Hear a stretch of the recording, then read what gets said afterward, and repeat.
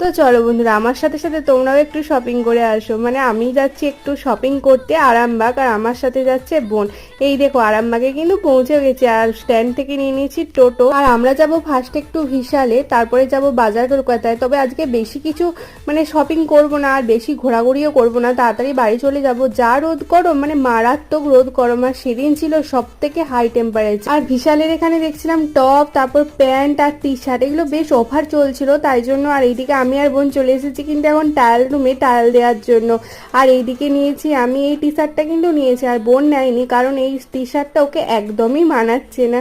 তো তোমরাই বলো যে আমাকে এই টি শার্টটাই কেমন লাগছে। আমরা যাব ঘুরতে, সেই জন্য এত কিছু কেনাকাটা। দিদি এদিকে একটা তাওয়া নিতে বলেছিল, সেটাই আমরা নিচ্ছিলাম। আর টুকিটাকি গোসারি থেকে শপিং করলাম, ব্যাস বিশাল থেকে যা যা কেনা ছিল কেনা হয়ে গেছে। তারপর কিন্তু আমি বাজার কলকাতায় গিয়েছিলাম, সেটা আর ভিডিও করা হয়নি। আর বিশালের সামনে এরকম কাজু শেক খেয়ে আমরা চলে এলাম বাড়ি। তো আজকের